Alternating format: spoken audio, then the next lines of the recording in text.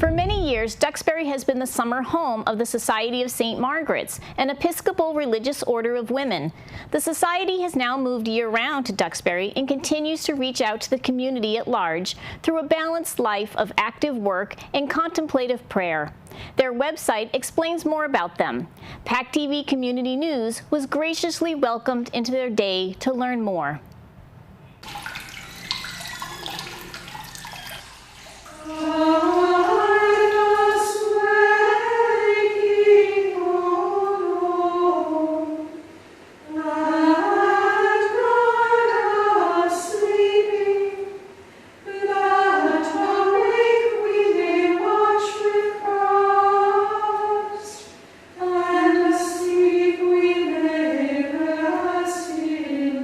The Sisters of St. Margaret were founded in East Grinstead, England in 1855 by the Reverend Dr. John Mason Neale. He was an Anglican priest, and his vision for the sisterhood was that they would be a nursing order. We came to Boston in 1873 at the request of Children's Hospital in Boston to run their School of Nursing, which we ran until 1917. The sisters acquired the property here in Duxbury in 1904. It was used primarily as a summer retreat center. The sisters ran a girls' camp here for many years, but it was just in the summer. They built this brand new residence here on the grounds of the convent in Duxbury, and the sisters moved in October of 2012. So the sisters are here year-round now. There are 21 sisters in the Society of St. Margaret, ranging in age from the mid-30s to the mid-90s. And we are scattered about. There are sisters in Haiti, in New York City, in Dorchester, and of course here, which is the mother house. There are 10 of us here.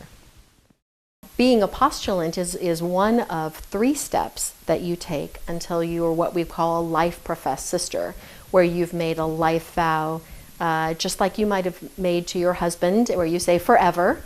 And so you first are a postulant, then you're a novice, then you're a sister who's professed for a period of time, usually 3 years, and then eventually again you make a life vow. I think it was a number of years before I came to community that I felt like God was calling me to do something more. I had a great job, I had a lot of friends, I had my own apartment, but it just felt like something was missing. When I finally met the sisters, it seemed like it all clicked. And I'll never forget, they came to pick me up at the airport for my first visit.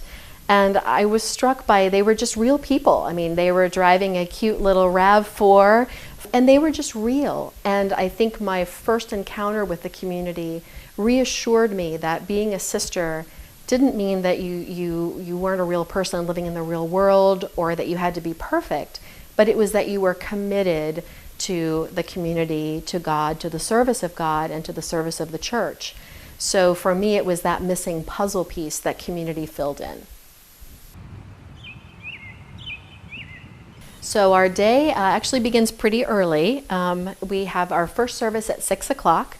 So usually around 4:45, 5 o'clock, the house is stirring and the first cups of coffee get made. And then at 6 o'clock, we gather in the chapel for morning prayer.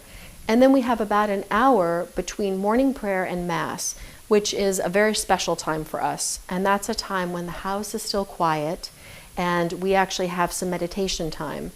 And then after Mass, which is about 8 o'clock, we have breakfast and sort of get ready for the day.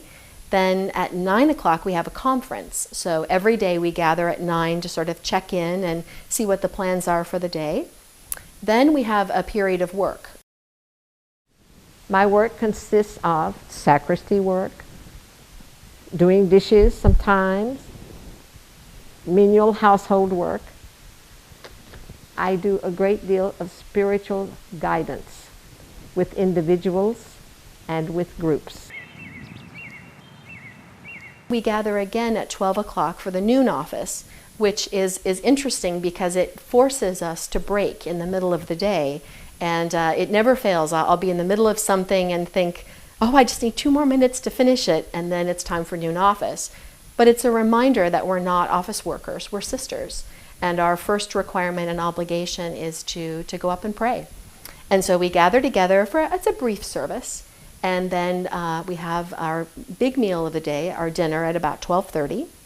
And then again, another period of work or time for a walk. We have sisters who paint.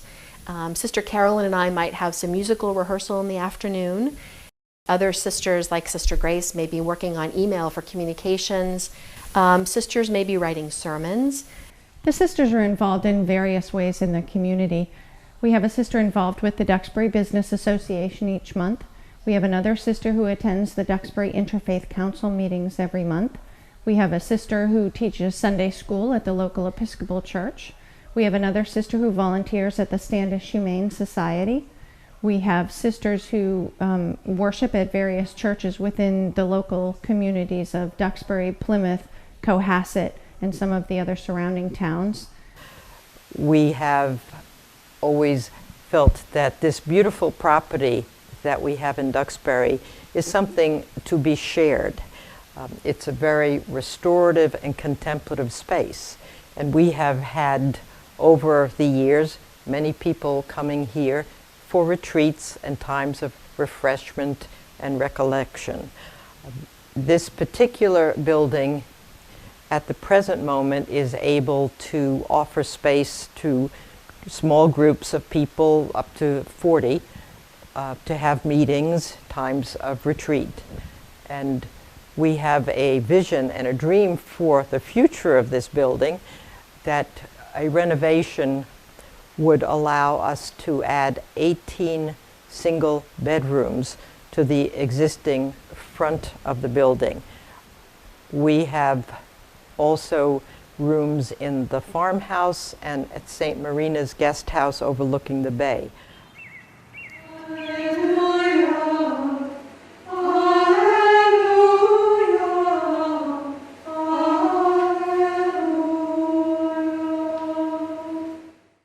We gather again at 5 o'clock for evening prayer, which normally we would sing the Psalms, which is really wonderful. We sing them back and forth to each other in the chapel, and it sort of sets the rhythm of the evening in motion.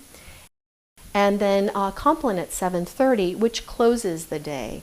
And it's a wonderful, almost entirely chanted service, which is sort of hypnotic in the way that the chant flows.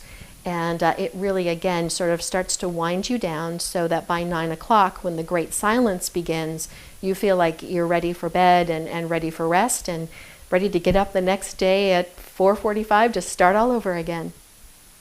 In the fall, we will have a vocations work weekend when we are inviting all women to come and visit us. You need to have interest, desire for the life, and ability to live the life, and what opportunities it presents.